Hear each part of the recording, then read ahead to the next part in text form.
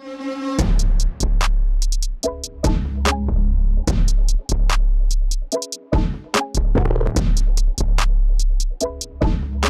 and welcome into yet another episode of the Strive Sports Podcast. I am your host of this ship, Keegan Hartman. Make sure you find me and follow me on Twitter at Keegan Hartman1 via Twitter, X, what have you. Likewise, if you don't already follow me on Instagram, make sure you follow me at Kigo Amigo. This is officially episode number 15, and I feel like I haven't done a podcast in 7 years. To be honest, it's been since February. There's been a lot of, been on a personal hiatus, but we're back in action here. And what better way to kick it off, man? By the way, real quick, shameless plug. If you're new to the podcast, make sure you follow us as well. Strive Sports Productions on Instagram, Strive Sports Mo on Twitter and TikTok. And with that being said, bills are paid. We're back in action. This is episode number 15, season 2. So technically episode number 3.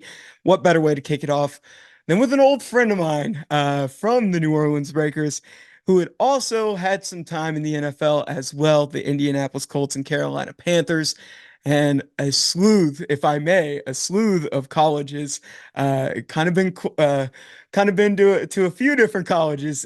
Ladies and gentlemen, find him and follow him on his socials here. Let me get down to the socials at only1JSCO via Instagram at JSCO1_ on Twitter X. We're skipping out the intro, man. We're getting right into it. How you doing, Jared? For sure. Appreciate you for having me. Thanks, Keegan. I appreciate the intro. I'm happy to be here. Yes, sir. It's been quite some time. Great to see you. Great to see that you're doing well. And obviously, let's go ahead and break the ice right here. This is kind of we'll get to the icebreaker in a minute, but obviously the UFL merger had happened since we've last spoke. Obviously, you played with New Orleans, Right. with Arlington, and then obviously you're in the market right now. You're a free agent. How's it kind of been? Catch me up to speed on everything that's kind of transpired over the past few months or so. I know it's been quite some time, so Yeah, just man. catch me up to speed, man. How you doing? Yeah, it's been a lot, bro, especially, the last, I guess, 5 months now. In January is when I ended up getting drafted after the merge Hmm. with the dispersal draft. I was drafted in the first round, actually, to the Arlington Renegades, and they, at the time, were the XFL defending champs and all that. And Sure. now the merge happened and kind of nothing else matters. Obviously, New Orleans isn't a thing anymore, at least, for now. So Mhm. that was kind of sad. I missed the group of guys we had and what we had and what we were building. Miss you, Miss Madison, all the help we had around in Birmingham. Yes, And, sir. that city itself and just playing ball, obviously, is the biggest thing, what us guys like me are after. Mhm. And obviously, you mentioned it didn't last long in Arlington. I think camp went really well for myself, but obviously the fit wasn't there, Mhm. and it has to be mutual. So, Mhm. I don't regret anything that I put forth there. Obviously, I had a great camp. I feel like I was playing my best ball. I feel like even post camp, still been grinding, still been training, ready for whatever's next. Like we were saying off the air, stay ready so you don't have to get ready. That's kind of the model Sir. I've been living by. Man, man, I was gonna say that's like a perfect segue. You're reading my mind. I Yeah, talked. I was thinking about your definitely your presence on social media, seeing all the training regimen that you go through. It's just like, man, this guy, he's just like you are a hard worker, dude. Like you're staying ready, and obviously, if you haven't followed him already, make sure you go. And I'll plug in the socials as well in the description on our YouTube channel. But man, dude, I envy your work ethic. I envy your perseverance and your determination. And when we get into your story, it's going to be a direct reflection of that. But I just wanted to say that off record. I envy that, and I think that's what makes these secondary leagues to the NFL so important, is because they really highlight and magnify, those guys that are really chasing that opportunity. And there's beauty in that in the same sense, because those guys are having to work twice as hard to earn what they are getting. And so I definitely take pride in that and take pride in the journey. And God's always got a plan for you, man. So it's amazing to see, man. I'm praying that your opportunities on the precipice, and hopefully we can see that come to fruition in the coming months. Yeah, man, I appreciate that. Yeah, I definitely believe everything you're saying, and I just pray as well that and I'm glad that you giving me a platform here today to just kind of speak on what my journey is, and maybe it'll touch one person out there. That's all I hope. amen. God is good all the time. Exactly. Yes, sir. Well, now enough of the patronizing and whatnot. Let's get into the icebreaker. So I previously this was going to be a question that I was going to ask straight across. It was going to be something along the lines of obviously it's your trade, it's what you do for a living. The significance of a tight end and what they bring to a football team. Obviously, they play an integral role, and Trey and I had this conversation off air, who is currently shadowing me. So there's your shout out, Trey. There you go. But he'll be asking questions later on, folks. But anyway, I want to veer it back to the icebreaker here. So I'm going to paint this scene and I'm going to give you the floor and give you get your perspective on this. So on here, I have a scenario, and this is a make-believe improvised scenario I made today. You are at one of these end of season meetings on behalf of the National Football League. You, along with a plethora of other tight ends in the league, are at a board meeting of representatives. You can imagine what that cast could look like. But that's minute to the scenario we've got going on here. So, one goofball in the room in this imaginary meeting proposes that the NFL should eradicate the tight end position and instead run with just another wide receiver on the field. So, in essence, it would look something along the lines of tackle, guard, center, tackle, or well, guard, tackle. You basically get my gist here. Anyway, Right. Yeah. it just so happens that you are with a panel of tight ends, and so I give you the floor. This is your trade. What is the significance of the tight end in today's game, and how would you advocate for the league to basically be like, what the heck are we doing? Why would we even want to eradicate the tight end position?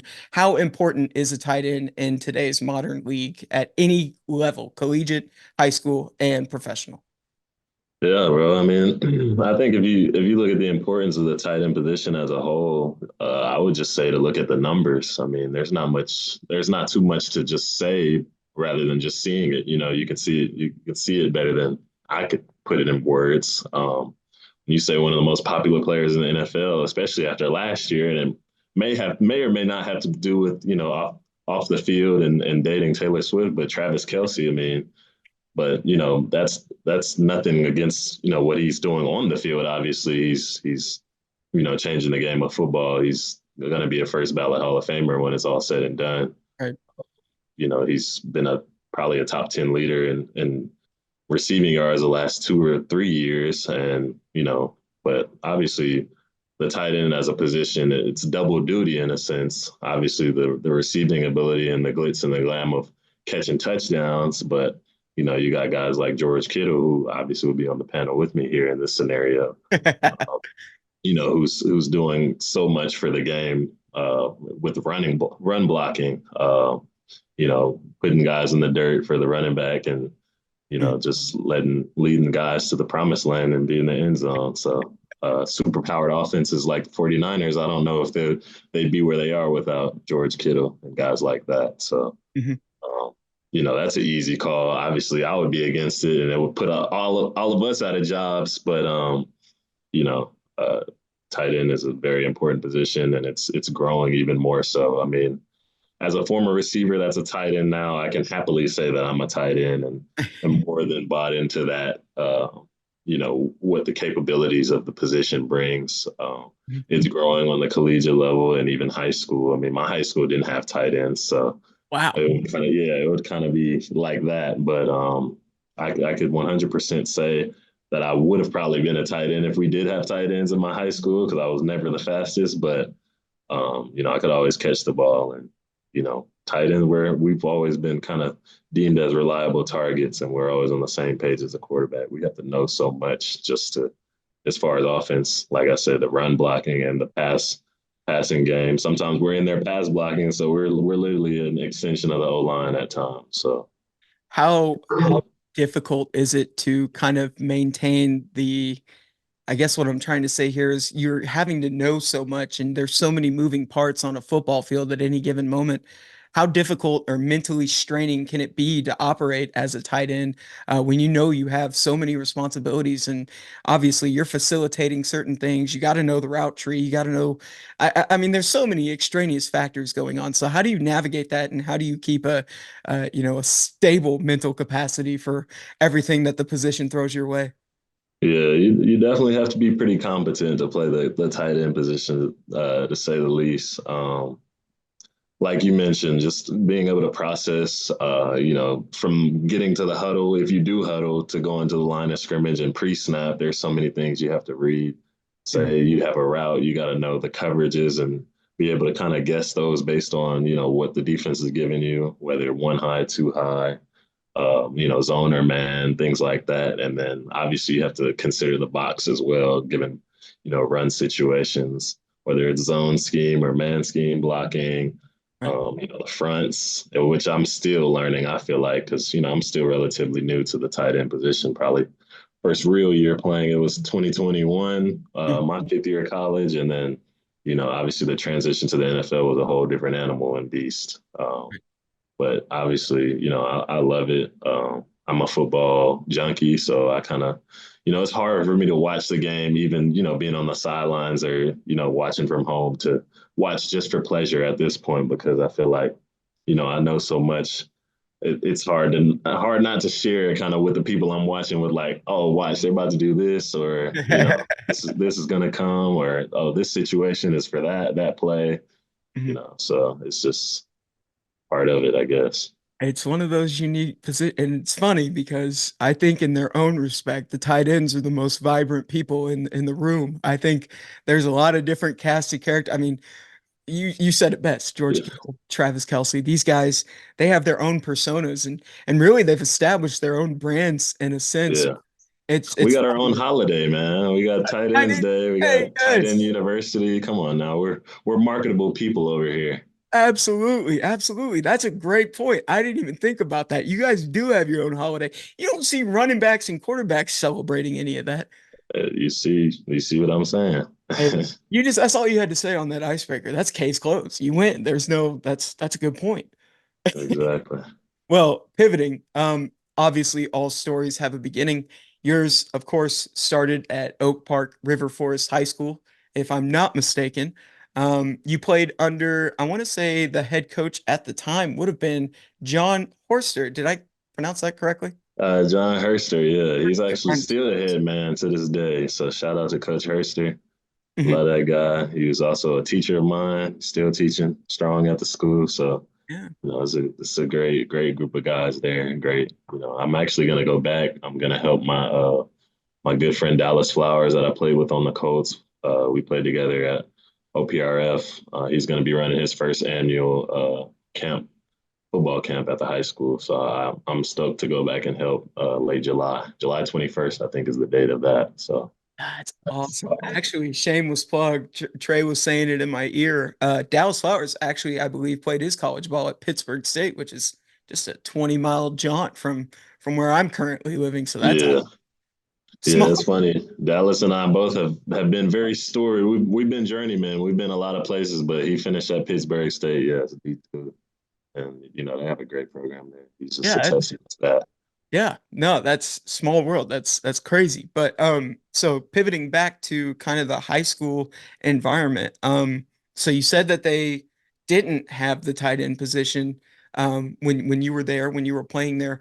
I don't know if they still run that same philosophy now. I don't know how that's updated. I don't know if you can add any light to that. I don't know if they I'm not fully sure. I think, yeah, I don't even want to touch on it because I don't want to be wrong. that's all good. Nevertheless, my question for you is how did you what so I guess how did you kind of find your stride on the football field? Were you originally growing up? Let's start back there.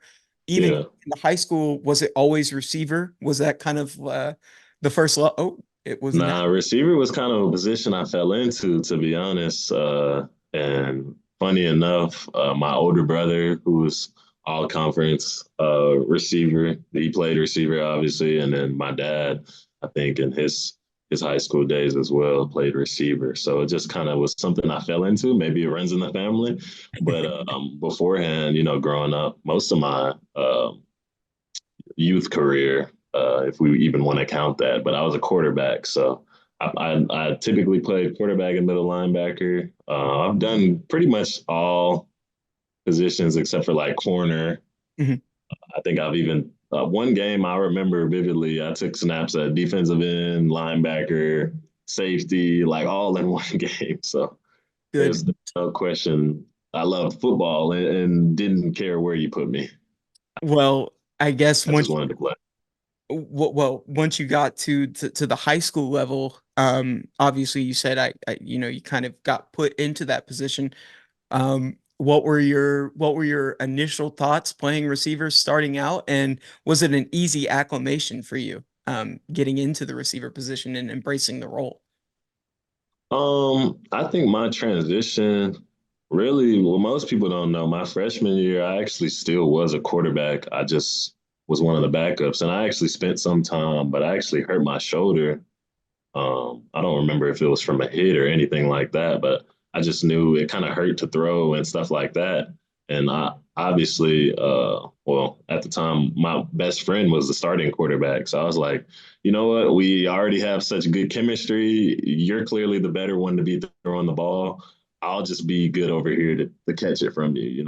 And obviously, growing up together and being my best friend, we played plenty of catch in the front yard or between home run derby and everything else because we played all types of sports. But that was kind of my transition there from quarterback to receivers is normal. I would say in a sense, a lot of former quarterbacks either move to receiver or tight end if they're one of those bigger quarterbacks that we've seen lately. But it was pretty smooth. I mean, obviously, I was nowhere near polished then, but you I definitely had a good time and relatively good high school career at the position. And I was gonna follow that up. So in high school, obviously as well, that was your introduction. It was so when did you start playing basketball? When did that start becoming a thing for you? And when did you Man, grow a passion yeah. for it?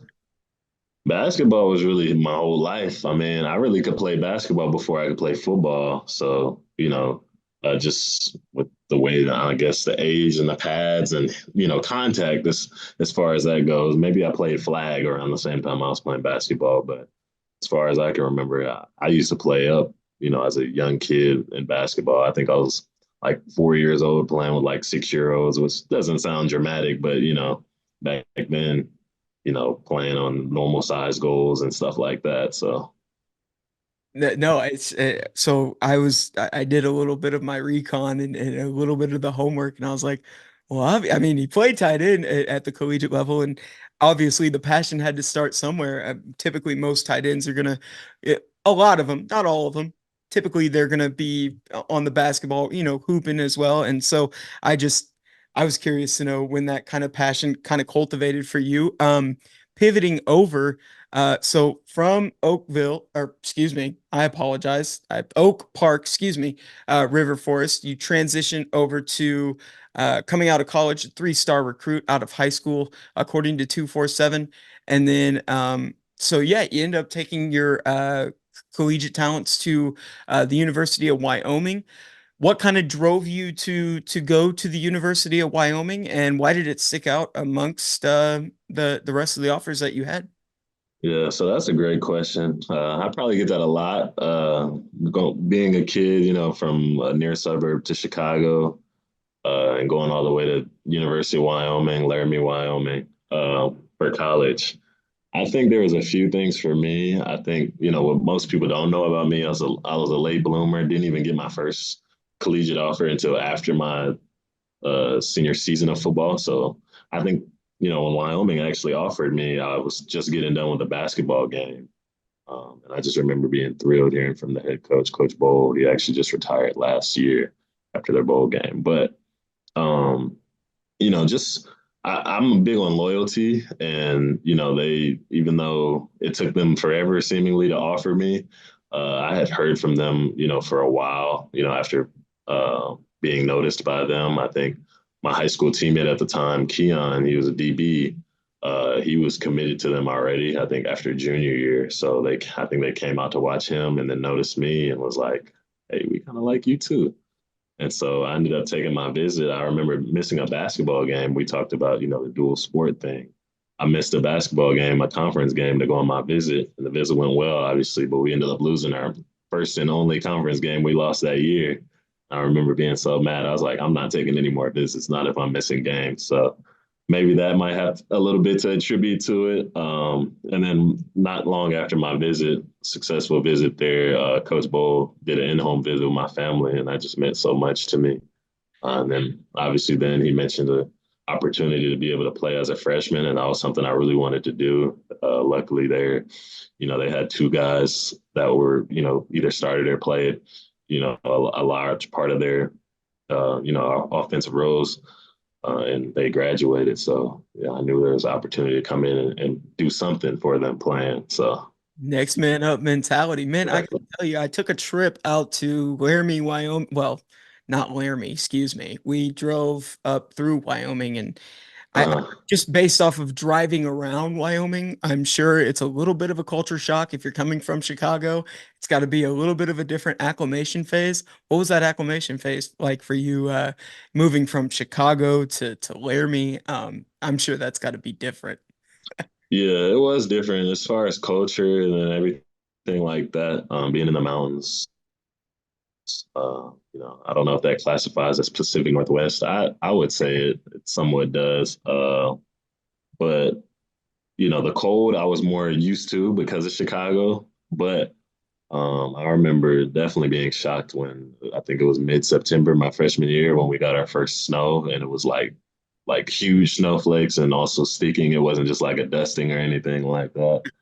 So I just remember being like, this is really where I signed up to come. And that's crazy. But also going back to what we just talked about, my reason to go in there, I can't neglect the fact that of Josh Allen having anything to do with me going out there. I definitely wanted the opportunity to play with him. He was coming off a great season. Mhm. I've seen a lot of the potential. I think I watched the full game on ESPN, them playing Boise, and actually growing up, funny enough, I was a Boise fan. I think it was just their colors and then their field, of course. Oh So wow. when they beat them, that was very impressive to me. And I was like, okay, like I could see myself. And it was, it was cold. It was, I think, maybe November.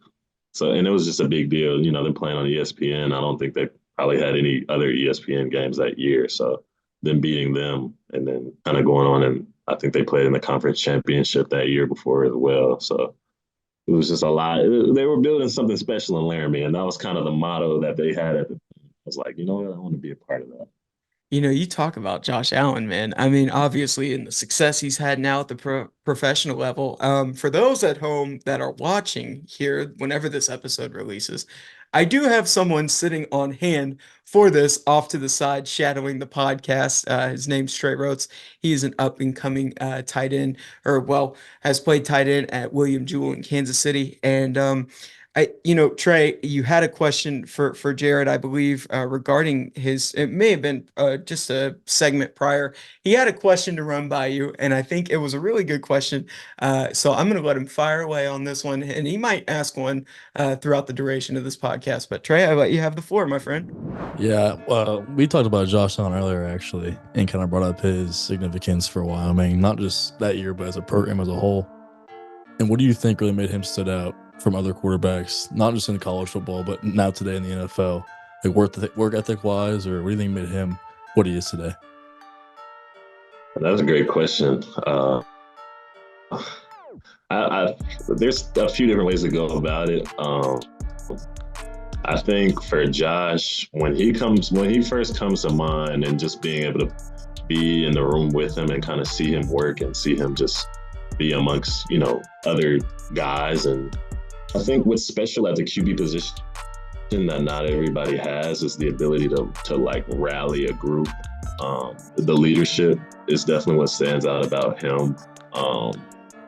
And then obviously he's a generational talent. I think the arm strength and arm talent is bar none. He's, when it comes to guys like Patrick Mahomes, it's him and Josh Allen. They're, on a similar level when it comes to that. And obviously we know how great Patrick Mahomes is.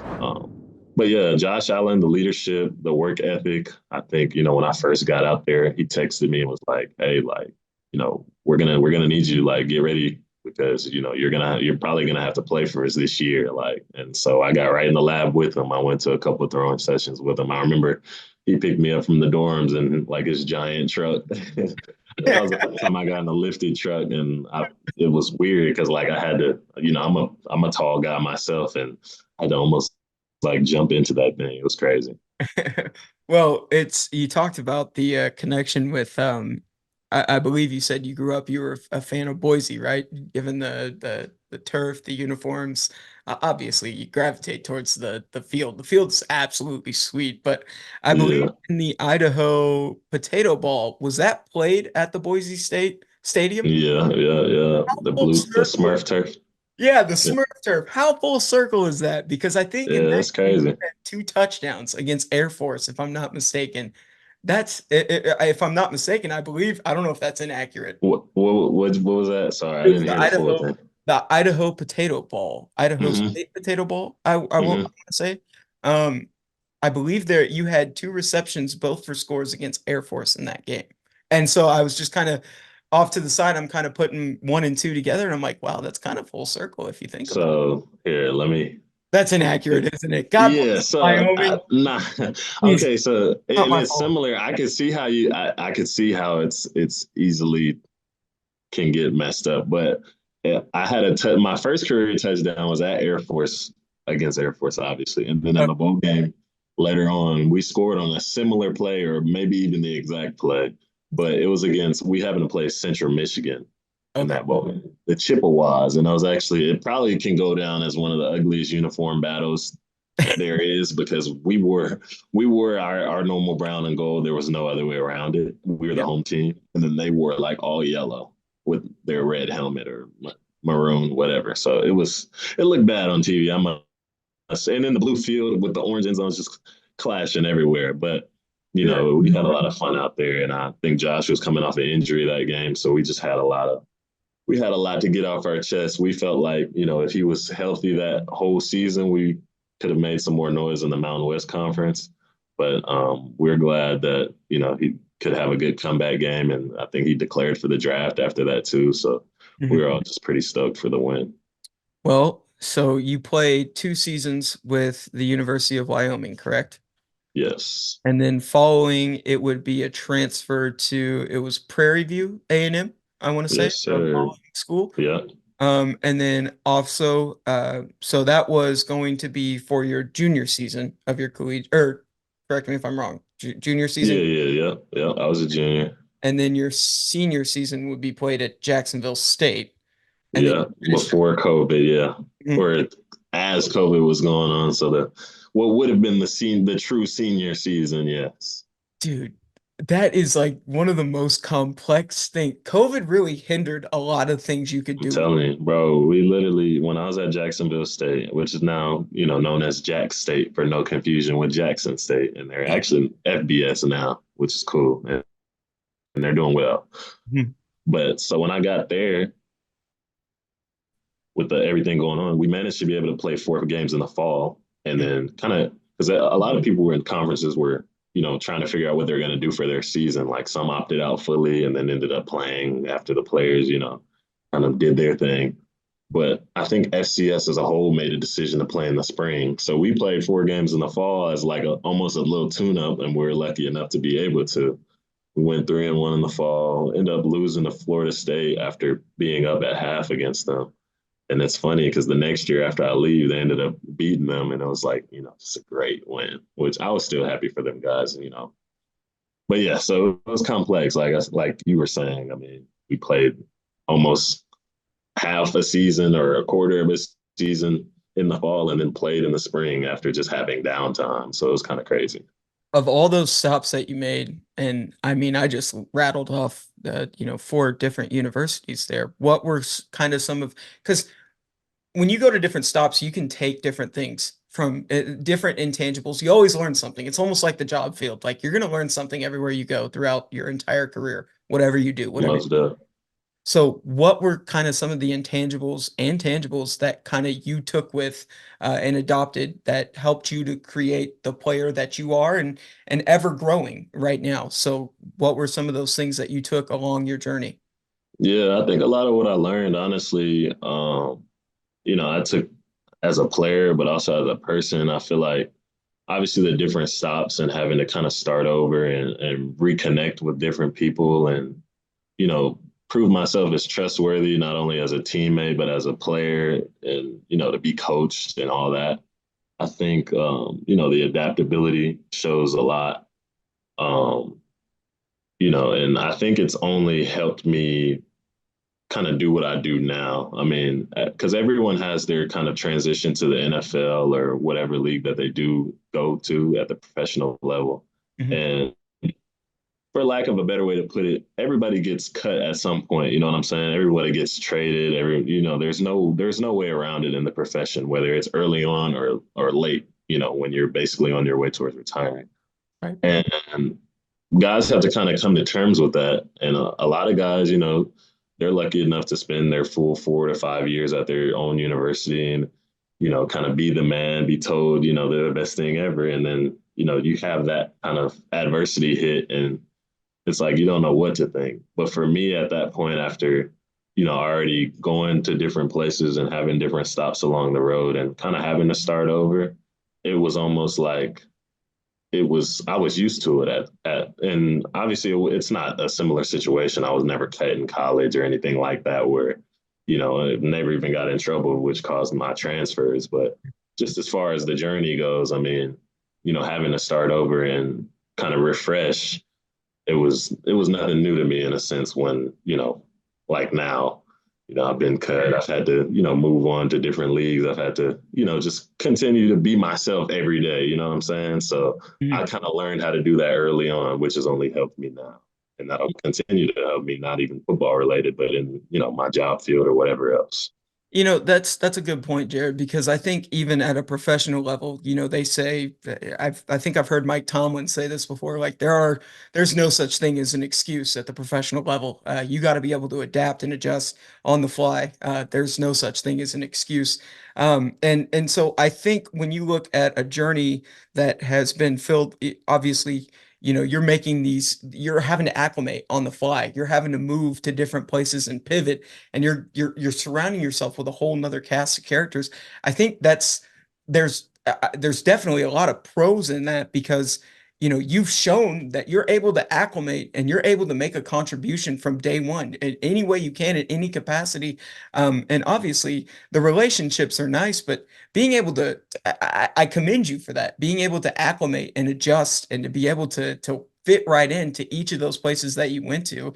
That just is that speaks a lot of volumes and you're learning a lot of different stuff, man. Like that's insane how many systems you're having to learn, how many it's just it's mind-boggling. So I don't know if you have anything to add to that. Yeah, I mean, I've definitely been all around the country to play this game, and I've been, blessed and very fortunate to see and understand different cultures, be around different people. Man, if one thing and not another, I have one hell of a network.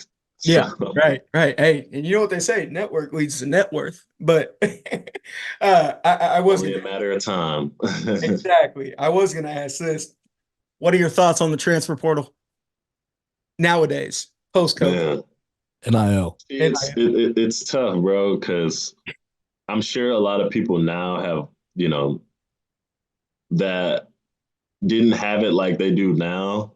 mm-hmm, It's easy to be salty and kind of be like, ah, man, like they got it too good, mm, which, in a sense, I agree with. But at the same time, you know, you got to let kids be kids and players be players. I mean, I had it so bad. Like we mentioned my first transfer when I left Wyoming, mm-hmm. going to Prarie View. That was back when the rules were different. I think that was literally the first year of the portal, but there was still like a lot of kind of things that weren't, what they are now, Jar. obviously. Yeah, and different rules and stuff like that. But basically, then my head coach could tell me where I couldn't go. Oh, And there's none of that now, especially when it comes to a first time transfer. But mhm. guys, now are transferring multiple times and still kind of pick where they go. Yeah. But basically, I couldn't go anywhere in conference, or I'd have to sit out 2 years. The main thing was I could, if I went anywhere in FBS, which is the highest level, Division One FBS. I had to go down to be able to play right away, being the FCS level. So I would have had to sit out 1 year if anywhere FBS, 2 years anywhere in conference, or even anywhere that we played throughout my career. So like say Ball State, which is a school that eventually offered me, Mhm. which is kind of relatively close to home, about 3 hours. Yeah. If I chose to go there, I would have had to sit out 2 years just because Wyoming would have played them, I think, in 2020 or 2021 at the time. Mhm. So that's kind of wild once you think about it. Like I was so hindered, and it's like for what, you know? But now, now I mean, these guys can go anywhere, and they're getting a lot of them getting paid to do it. Jesus. So I Yeah. mean, some might not have a nice opinion about that, but I'd say get your money, because obviously not everybody gets the pleasure of getting to go to the league or even make much out of it when they do. You know what I'm saying? So Yeah. um, I'm a big fan out of doing what you can now, because you never know what's going to happen, and then obviously there's going to be a lot of lessons for guys too. I mean, with money and some of that stuff comes great responsibility, and some of them are going to learn the hard way for certain things, but that's just part of life, So Yeah. Absolutely. that's just the way I see it. I mean, there's a lot of rules that come about and make it better for people after the fact, but it's just part of it, and I'm happy to be a testament to one of the reasons that it got better for others. You know what I'm saying? So. You had to be the sacrifice. You had to be the guinea pig. Yeah, Oh, exactly. Back then they didn't even have the red shirt rules. It's all different now. I couldn't play my 4 games and try to see what was gonna happen. You know what I'm saying? So I think Trey might have a little bit of a sentimental kind of, I guess this topic is a little sentimental to him. I think mhm. he has a question regarding the whole transfer portal scene and maybe a little bit on the NIL. Trey, did Yeah, you let's hear it. add to that? Yeah, what do you think is I don't know, obviously say get your money, but in choosing a school, I mean, today's game is different. I mean, like you said, when you were in the portal, it wasn't really about the money, right? It was if you can Yeah. go to that school, you can really go to that school. If you can't, you can't at that point. But today, like for example, I'm in the portal right now currently, Huh. and it's whatever school wants to talk to you can talk to you. Me and Keegan were talking earlier, just talking, and I randomly get a call from California. And it's a coach all the way from California that wants me to come play football there. Like they can find you anywhere through the portal at any moment of time. So really the Mhm. question is, in that moment when you were in the portal, what was that time frame you had to make a choice? And when you did have that choice, were you really okay with going to that school because of the school or the football program? Yeah, that's a great question, bro. I think I remember. I guess we could put it in terms of transfer number 2 when I left Prarie View before I ended up going to Jacksonville State. I didn't have much time to make a decision. Mhm. Um, we actually had a postseason ban for Prairie View's football team, which was one of the reasons that I ended up ultimately transferring from there. So I obviously wanted to play for something, in my opinion, at the time. So I didn't have much time. I think it was maybe June, or it was either late May or June. And obviously, you know how football goes. You have summer workouts, and you have camp, at the end of July or early August. So that doesn't leave you much time to, really make a what could be a big time decision. So, I mean, I think for my sake, I didn't have many options at the time, but luckily, with Jacksonville State, offering me what I needed as far as, scholarship to be able to finish school so I could have my degree afterwards. And luckily for me, they were a great program at the time. I think they were just coming off a down year for them, but they were 6-5, like they were still a winning team, but that was their first year in like 6 years not winning the conference. So like I think for me, it had a lot to do with getting my degree, and then I think for me too at the time, I wouldn't have been off track like as far as my degree plan, Mhm. because there was other places that I might have seen, oh, like I'll be behind in credits and I won't be, a real senior per Yeah. se when I get there. But there, luckily, it worked out as far as I'd be able to graduate on time for me. And then, they had a really good football team at the time. It was the right situation for me. So, like I said, it ended up working out well. But yeah, Yeah, that kind as of follows far as, with that. Do you yeah, go ahead. do you think academics really stands out as kids coming into the college football era or any kind of college sports? How much of an importance would you put on the academic side? Um, yeah. It's hard for me to answer for like in the opinion of others. But from the outside looking in, as far as with how much money is involved in it now, and just thinking numbers and how it's played now, and how it's essentially like when you're in the portal, it's free agency, and when you're a recruit, it's who can offer the best and the most. I don't think necessarily school or the prestige of a school as far as academics goes is taken into as much consideration as it once did, most definitely. Okay, So I feel I think you. that's a great question.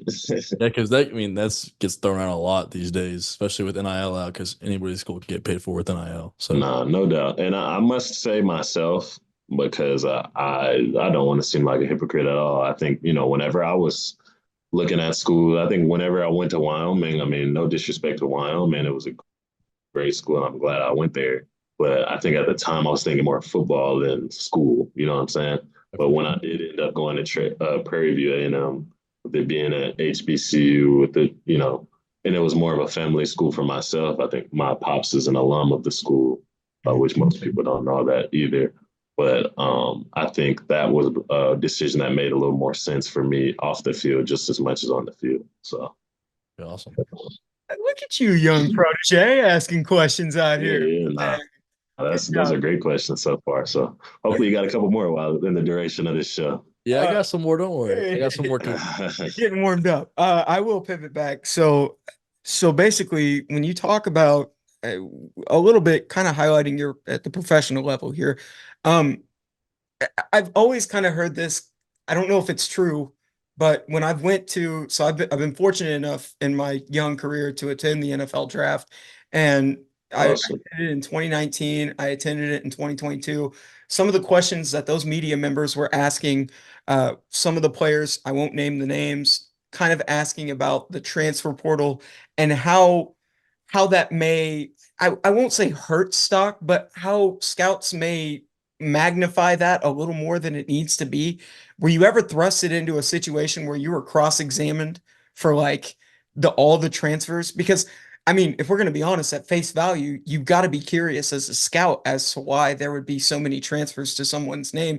Um, was that ever something that was brought up? And I mean, Yeah, it's got yeah, to be easy to justify that. yeah, yeah. And you see my face. I'm sure but nah, yeah. Obviously, for me, I went to four schools.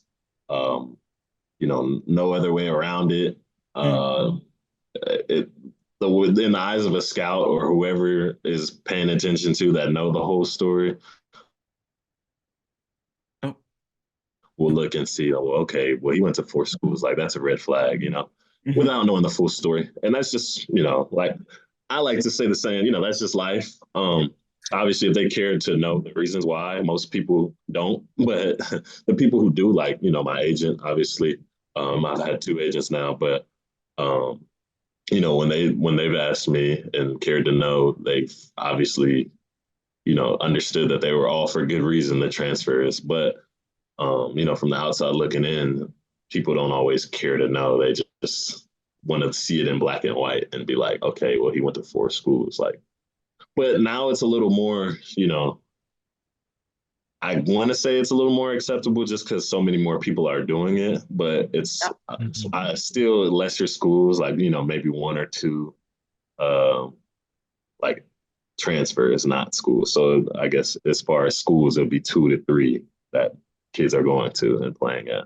I would think it's solely dependent upon the coaching staff that you're really presenting the body of work to. Because if they're an Right. older soul, they're going to be like, why the hell are you transferring so much, kid? Right, And if you're a definitely. newer soul, you're going to understand the complexity of the portal now. The portal is a very instrumental tool and plays an integral role in the foundation of these schools. And obviously with NIL, the money being involved and everything, that's a thing. That's society we live in. But yeah, it's so complex and for no reason. So I kind of laugh at it now, but it used to be a thing that I was like, well, Spencer Radler transferred from Oklahoma to South Carolina and all this jazz. Like I used to, I don't know. I put it into Yeah, question, I guess. But now, right. looking back on it, it's But now it's like you see exactly why. yeah, exactly. So So pivoting over to, I guess we can touch on your time at Idaho State, Pocatello, Idaho. Oh my yes, indeed. Yeah, no, they always hold a special place in my heart. It wasn't very long, but it was very necessary. man, if you could describe it in one word, what would you describe your time there?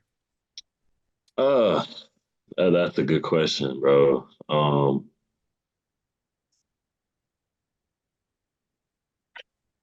That's good. I guess I'd say special. Yeah, you got him I stuck. yeah, I didn't want it to be I didn't want to take too much. I didn't want it to sound, like cliche or whatever. But my time there was special. I'm not gonna lie. Like I Mhm. said, it wasn't long. It was probably about 6 months.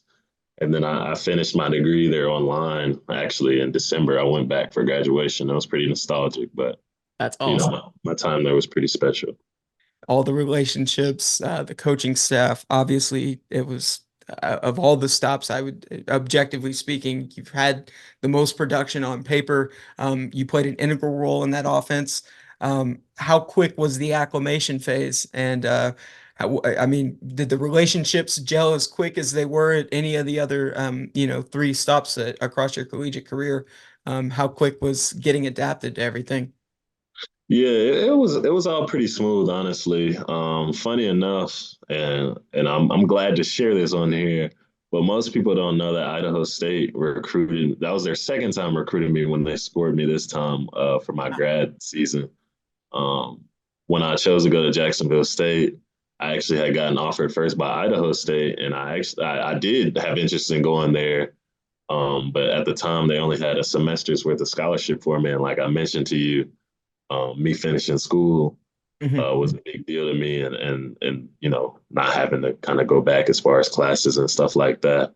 mhm. So I just kind of took that opportunity to go where I could finish, and but it's crazy how like full circle moment, like you mentioned earlier, I ended up back there.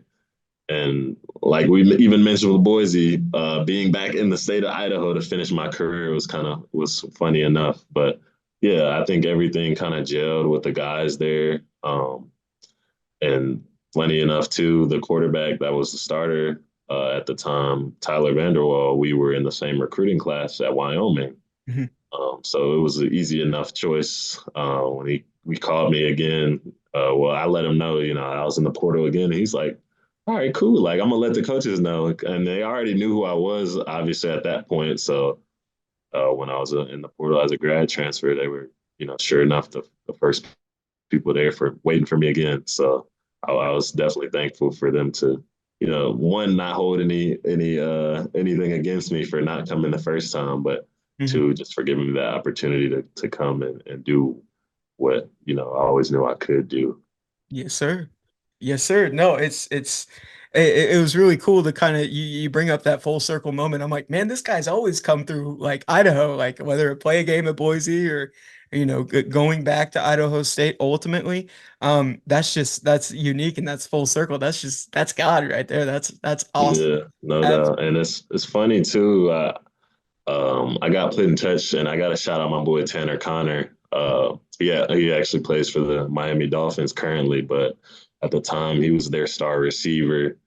Mhm, Um, and he was getting looks like he had a draft grade and everything like that, and had really good you know uh, camaraderie and stuff with Tanner. Like Tanner fed him the ball. I mean, Tyler, sorry, Tyler fed Tanner the ball. But mhm. just talking to him, kind of asking him questions about what it was like at Idaho State and stuff, because he spent his whole career there. He was a good person and a resource to ask. But just showing him a lot of respect, and I'm like, it meant a lot to me that he was with the idea of me coming over there and taking some of his targets because I needed it. But and then I obviously, and it's a joke for me to him, but honestly, I don't think I would have gotten seen or even, maybe not even gotten a league shot if it wasn't for him being there and, kind of bringing the scouts from the jump, you know what I'm saying? So Yeah, yeah. that's my guy. I guess pivoting over from Idaho State, obviously you've seen the pros, you've eclipsed that that milestone in your career. What was the process in that off season going back, kind of the pro day, the process there, and then getting in contact with teams, and then ultimately, finding your way onto a professional team? Yeah, man, it was tough. I'm not gonna lie, and I just shouted out Tanner for something good. I can let him know he made it tougher on me for not doing his pro day at Idaho State. He's from Washington, so he ultimately chose to go do it at University of Washington. And I can't fault him for that. It was, a lot of scouts there, probably every team. But so yeah, we didn't have a pro day at Idaho State. I ended up having to do mine I did it at UAB because I got my degree from Jacksonville State. And that was, the school before Idaho State, and they didn't have theirs. They did participated in a small school pro day at UAB that they host. Mhm. So I did mine there. It wasn't the best day, but there was a lot of scouts there. And I remember actually I had an Eagle scout coming in and be like, you did a really good job, this and that. And I'm just like, man, that wasn't even the best I could put out there, but I appreciate it.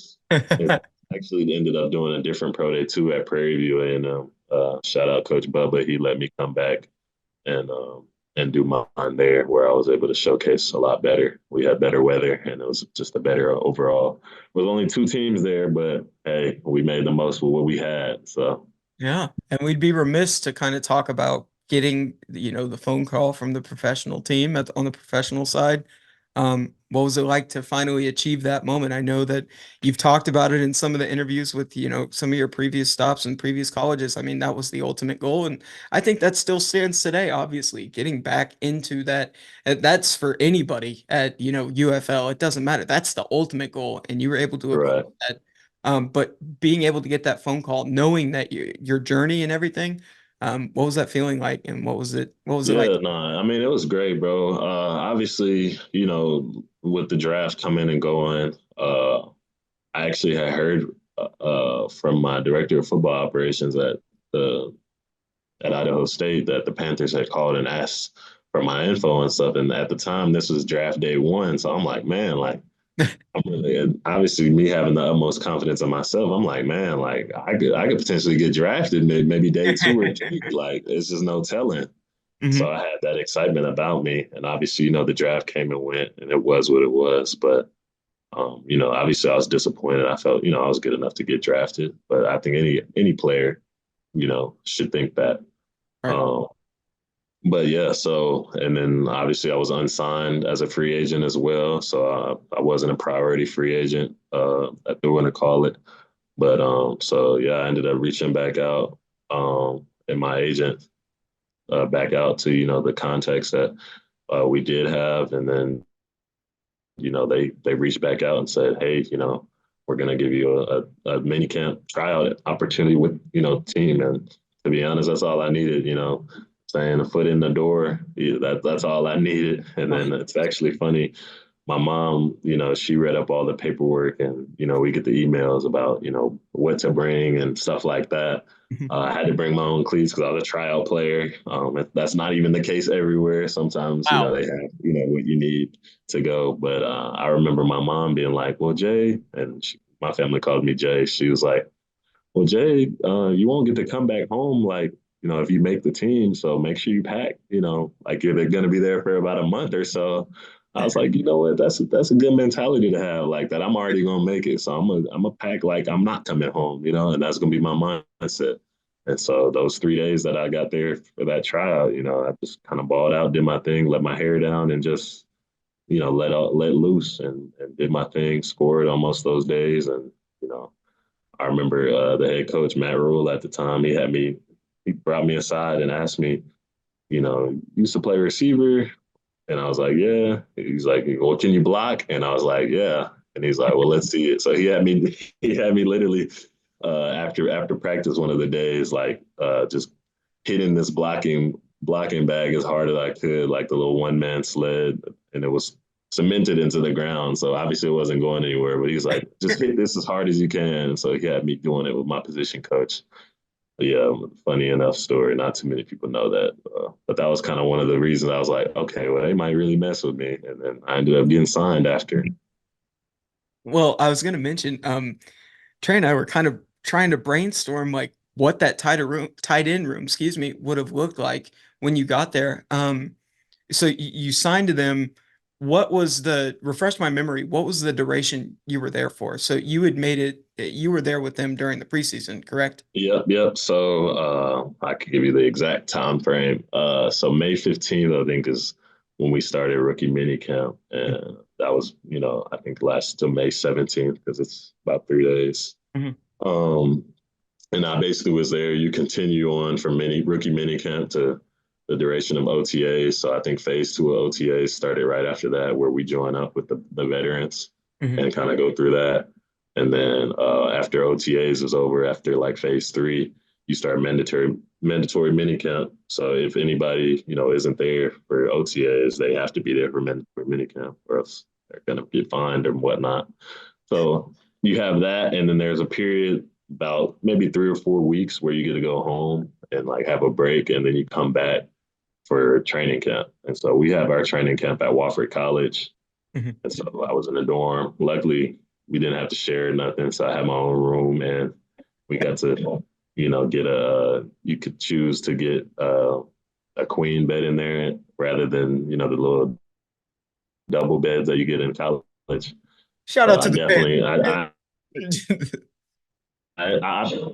yeah, shout out them for accommodating. Obviously, I mean, it came out of our sense, but, Oh, no, but yeah, I no opted to shout get the out. bed.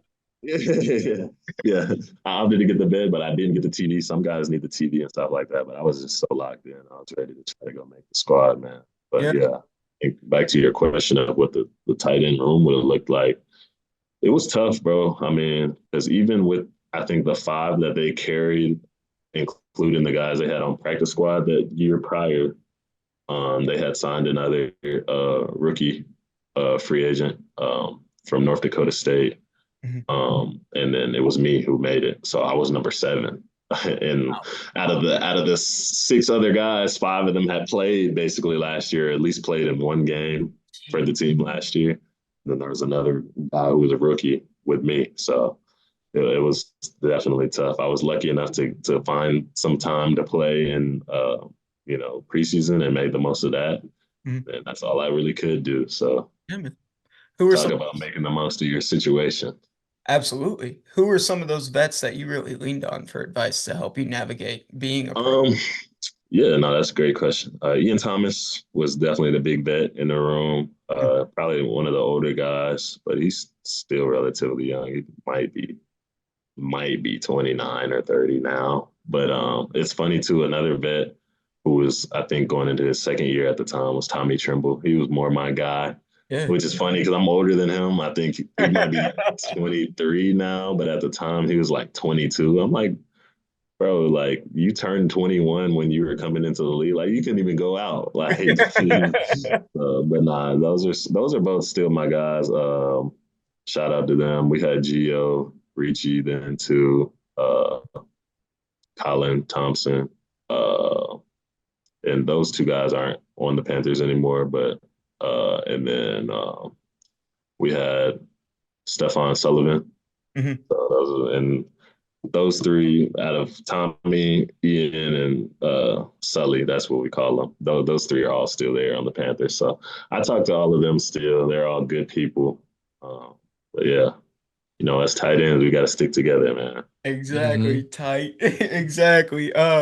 So after that stop with the Panthers, I believe in the same duration season. So come to the conclusion of the preseason with the Panthers. I believe you're assigned to Indianapolis at the conclusion of your time with the Panthers. Indianapolis Yeah. picked you up, and then you move on to Indianapolis. yeah, kind of talk about, pivoting from one place to another and your a little bit of your time in Indianapolis and acclimating. Yeah, yeah, it was a lot different. Just going in, I remember my first day when I was just kind of like going in the training room. I think finishing up Mhm. like paperwork and whatnot. I think the first person to literally come up to me in the training room was DeForest Buckner, and you can imagine, giant dude, all pro, really, really good. It was pretty surreal for me because it was like, man, out of all people, this guy comes up and wants to know who I am. So that just is a testament to the locker room there. But he asked me, what's your name? Like, where'd you come from? Like, how many years you've been in the league? And I told him. So he's like, yeah, like we're happy to have you, man. So that was cool. It meant a lot to me. And then later on that same day, I think Shaq Leonard Yeah. or Darius Leonard, however you know him as, was like the second person to come up to me and I told him about spending time at Prarie View because I know he went to HBCU as well. So we had a moment about that. So that was all cool. But That's yeah, awesome. bro. Oh, by the Uh, way, Shaq, if you come across this episode, this team needs you. We just went down one inside linebacker, and I know you're still a free agent. So if you come across this miraculously, just I hope they sign you because God, we're desperate at the linebacking position. We know you can still play. We need you. But anyway, besides the point. No, that's actually awesome that those guys who have actually, I mean, it's no secret that they are some of the greatest leaders, not just for the Colts. Obviously, Leonard been there for a long time. Buckner previously with the San Francisco 49ers, if I'm not mistaken. Two well-established guys who have definitely great leaders. And so that's just really cool that they, embraced you with open arms and brought you in like that and helping you to acclimate in any capacity that they can. That shows the camaraderie of how a locker room is. And I think you would agree with this statement that typically, I mean, those type of people, not saying that because obviously winning is hard in the NFL, but at its bare bones, it's predicated on the culture and the camaraderie and the dynamic of the locker room. And I think that's what makes for a great football team. And then it's neat to hear those kind of stories and hear those kind of people to go out their way and introduce themselves. It's the little things, honestly. Yeah, yeah, no doubt. And obviously nothing against Carolina. I love my time there and they were, my first experience. But I must say, Indiana or Indianapolis Colts, it was a lot different and refreshing going into that locker room. Like not to say, like I said, nothing against the Panthers. It was surreal for me getting to talk to Christian McCaffrey, like he came up to me at lunch one day, and then Shaq Thompson, one of their star linebackers. He had a good relationship with a lot of the rookies and stuff too. Like, we still talk sometimes too. But That's yeah, awesome, going man. to Indy, it was cool. And then, like I mentioned earlier in the podcast, my boy Dallas Flowers, that's from my hometown. We got similar walks of life. I'm best friends with his younger brother.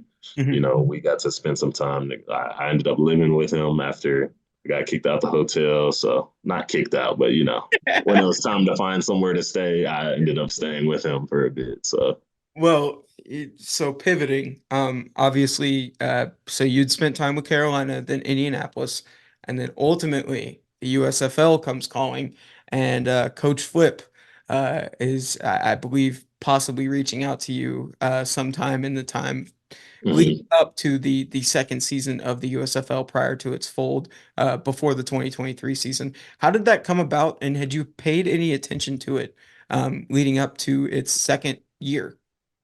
Yeah, most def. I caught some games from the first season. Mhm. Uh, I think at the time everybody was in Birmingham, so I got used to seeing Protect the Stadium a lot. But I really, like I said, I'm a football junkie, so I definitely tuned in. I watched with my aunt a lot because I was staying with her at the time, and she loves football, and she actually is still a big fan of the Michigan Panthers helmets because she said they're really pretty. She likes the colors, but That's awesome. yeah, so I definitely tuned in, and when the opportunity came up, it was definitely something I didn't want to pass up. Man, you even talk about getting to it just gives it like That's the deepest tight end room, I think, in all of the USFL. It's you, Sage, Bibbs, um, D. I mean, my goodness, you guys are stacked to the gills with talent in the tight end room. Coming in there, what was your mindset knowing that you had a bunch, obviously, I don't even know if you know the specifics of who's all going to be there, but I'm sure you probably get a gist of some of the free agents that are signing. You're keeping tabs on that as you sign and commit to that. Um, what's kind of your feeling going into the Breakers and being a part of that culture and that team? Yeah, I mean, that's a good question. To be honest, I had no idea what the outlook of the room was going to be. All I knew, I had heard of Sage. I wasn't familiar with Sage beforehand. Mhm. But I just knew he was a former receiver like myself, but he played it, all throughout college. Um, so I just knew that I was coming in to just help out, you know what I'm saying? So I wanted to try to learn everything that I could. Davis actually was a big help to me. He Mhm. was one of the quarterbacks in the room, and we had spent some significant time in Carolina together actually before we did rookie mini camp together. And then because he was already signed as a free agent there, and I think whenever they brought in Baker, he ended up getting let go, but then they ended up bringing him back Mhm.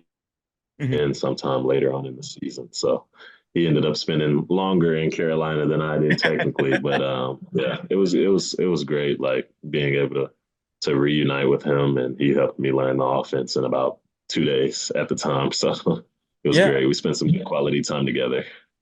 And then man. I knew D Anderson too. We actually trained together pre-draft, so it's crazy full circle moment as well. He was also an attendee of an HBCU as well, right? He was that's Yeah, yeah, that's absolutely insane. This the depth there, man. Like, gosh, I wish we could just run the season back over again. man. When I heard we weren't gonna be able to run it back, I was sad because you know the real know how good we were and what our potential was for sure. If you were up there up close and you saw it firsthand, you were literally going, "What the hell is this new merger doing without New Orleans?" Because they would say that New Jersey and Birmingham were a rivalry, and I won't say who I got into an argument with over that one, but I disagree. I think the biggest rivalry was New Orleans and Birmingham. Now, obviously, that's a storied rivalry, and there's different inputs from different people, but I think it was the most entertaining rivalry of the USFL, in my objective opinion.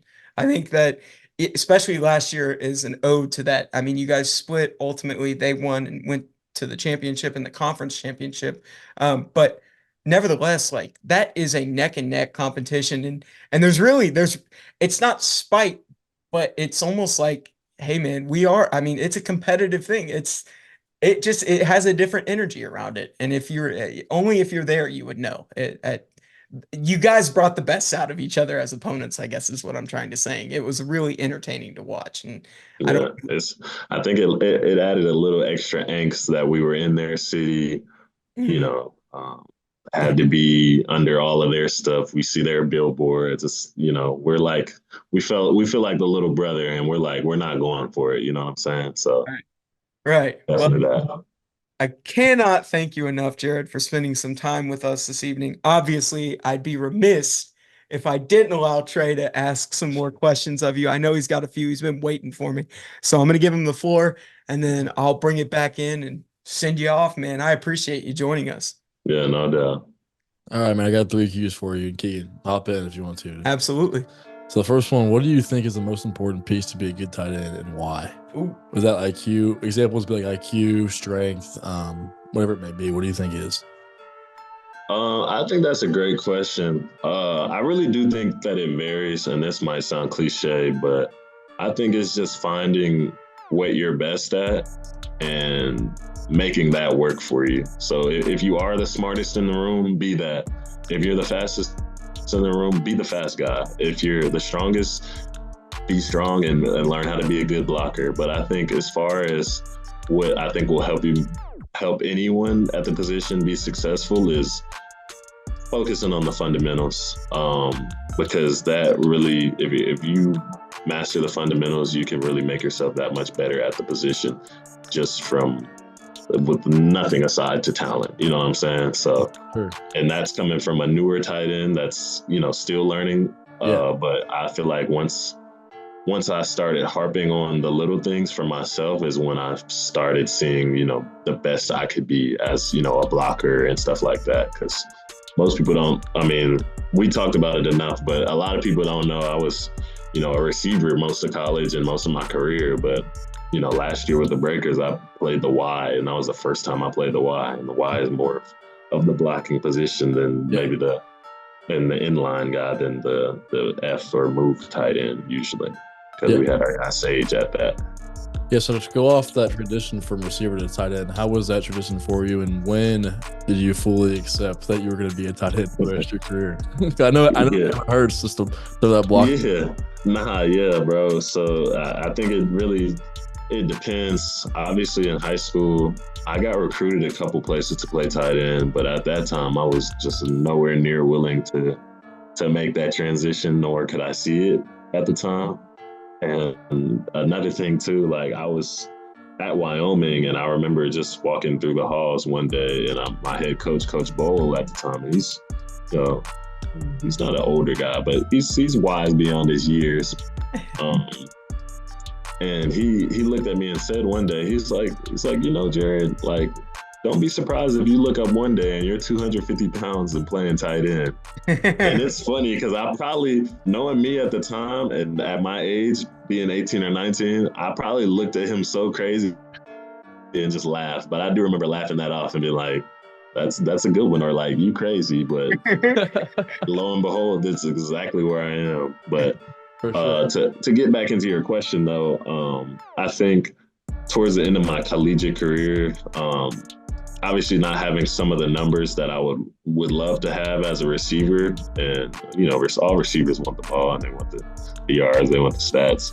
I had always been efficient with what I had, but like me and Keegan talked about, my goal was always ultimately to play in the NFL. So whatever was going to give me the best opportunity to do so, I was willing to do. So I think when that time came around and I was graduated and I was ready to transfer one last time, I knew at my size and weight and stuff like that, I was starting to finally get a little bit of grown man strength too. I was like, all right, you know what? This is the last year. I got to make this work. I'm ready for this transition.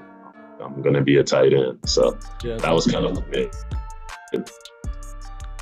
All right, so last question for the whole thing, I think. What advice would you give to a kid that is wanting to fill the dreams that you have, or that you had filled? So just what advice in general? Anything? Yeah, what advice? What would you say to a kid that come up to you and ask you, what do I need to do to be like you? What do I need to do to play in the league? What do I need to do to get big and strong? I would say first, set goals. Nobody can really put limits on what you have for yourself. I think people will often try to draw you and stray you away from what you want for yourself. But the only person that can really kind of stop you is you, by ultimately making the decision. Obviously, I've had a winding road to get where I am now and get to where I have been. And I'm thankful for it all, honestly. But I think obviously hard work got me to this point, and it was not letting what outside noise had to say about it have any impact on myself. Because when you even look back to a few of the things I had said about my journey, like, going to 4 schools, anybody could say that made it. I would even say that made it harder, you know what I'm saying? Looking back at it now, but, it was a part of my process, and it was, I wouldn't have made it to where I did if that didn't happen. If I was complacent and just wanted to stay in one spot, or, and then I obviously too, just not letting what anybody had to say. The whole rookie minicamp thing and being there on a tryout, like, I was an unsigned guy. I didn't have any, I never felt entitled to a spot. I wanted to go working and go gain and earn that. And I ended up being one of the 2 people signed out of the 42 that were there just on a tryout. And the other guy that was signed had played in the league already. I was the only rookie. So, just as far as percentages go, which is what people like to point out oftentimes. You know, they want to say you can't, but I'm a living testimony to say that you can. And then, like Keegan and I were talking about earlier, the ultimate goal is still the league. You know, oftentimes people who are put in my situation, they would fold, but you know, I'm more than willing to say it's worth chasing the dream first, and then, you know, seeing what else is maybe out there. Yeah, 100%, man. Well, I appreciate you for answering my questions and talking to me as well, man. Yeah, no doubt. You know, you can hit me up. You can get my info from Keegan after this, and I'd be happy to be a resource to you, and especially with this portal stuff, man. If anybody knows about the portal, it's me. All right, maybe not the portal, but the portal as a whole.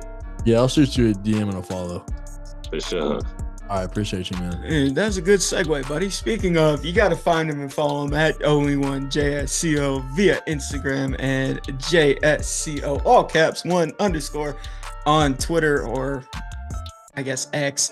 Gotta find him, follow him, look at some of the work that he's putting in. My God, this guy's a workhorse. Dude, I said it at the top and I'll say it again, I'll reiterate it. That's the beauty of the leagues like the UFL, the USFL, whatever you want to call it. Those guys work just as hard to get what they've earned, and it's for the love of the game. I think a lot of it is predicated on the love of the game, and man, my respect. You got my respect. All those guys in that league got my respect. So you know, we can't thank you enough for joining us here tonight and cutting up and talking shop, and hopefully, actually, not even hope, in due time, we're going to see you back on the gridiron. We are going to see you back on the gridiron. Yeah, for sure. I 100% agree with that. I think that's on the horizon. But for now, this has been another episode of the Strive Sports Podcast. Jared, thank you so much, my friend. Yeah, no doubt. Yeah, anytime. I love to talk with you guys again. Thank you, buddy. Till next time. All right.